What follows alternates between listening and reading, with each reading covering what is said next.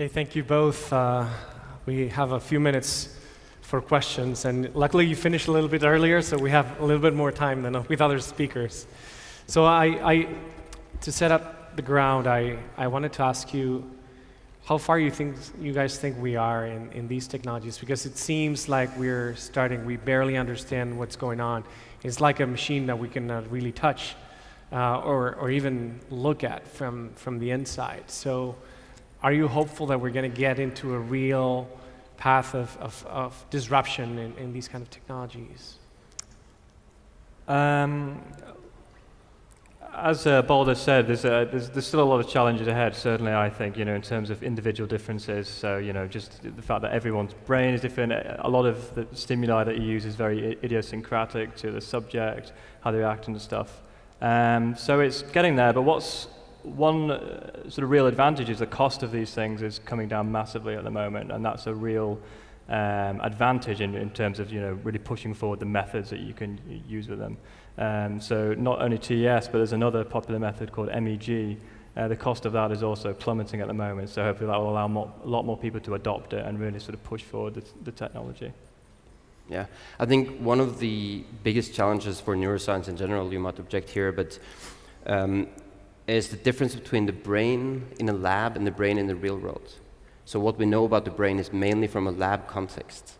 And my brain is definitely different right now than if I'm lying in a brain scanner. It will behave differently. So all the information we have about my brain is in very controlled environments. And we have a very long way to figure out what would be the actual behavior of my brain right now without having a device on my head. And I think these sort of quite cheap, quite available technologies can help us to understand a little more about how the brain actually works in context. How advanced are we on brain mapping, and when are we going to get accurate enough to be able to build a real brain map? Still quite a long way for my money. Yeah, I don't know what Yeah, I would say the most interesting thing to me about neuroscience in general is the question of consciousness. Because we can track a lot of behavior in the brain. We can see, if you look at a girl and you fall in love, we can say what happened in your brain after it started falling in love. But we cannot tell why your brain decided to start that process from looking at that girl and not the guy next to her. But do we have enough resolution? Because it looks like trying to understand what's going on in our computer without touching it. Like the processor is getting hot, but we don't know what's computing. So. Well, I would say it's even worse because we don't know if it's even here.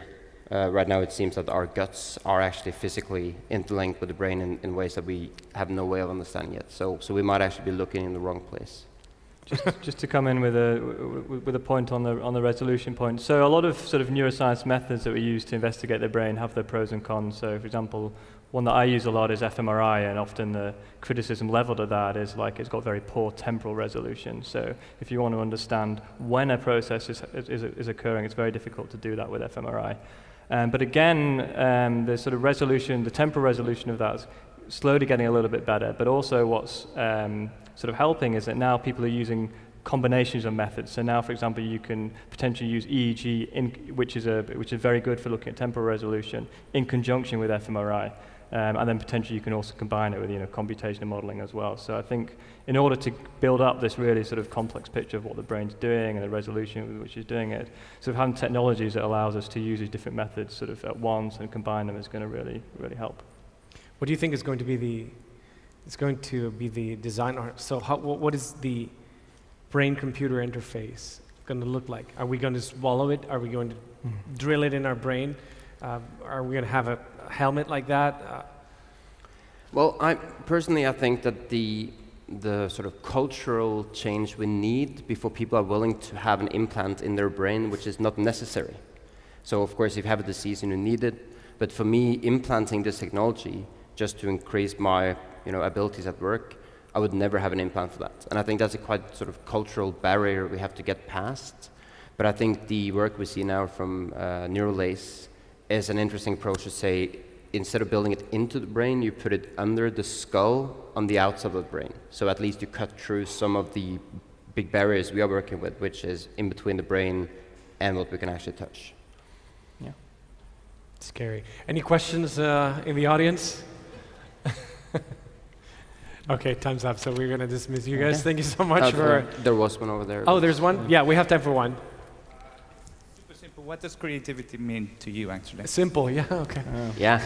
So we work with a lot of different conceptualizations of creativity, but from a neurological perspective, it's the ability to make new connections that are remotely associated, but that the new connection you make is purposeful for whatever you work with. So the very simple school example is the theory of relativity. That's a combination of known aspects, so you can have all of them in your brain, but unless you know how to put them together, they are actually conceptually quite far apart. But seeing that if I put them together like this, it actually makes sense. Can you evolve from optimization to creativity? Not in my point of view. I think that's the problem with AI, is we're working in the opposite direction of what I think creativity is. Okay. Well, thank you so much, guys. Thank you. Thank you.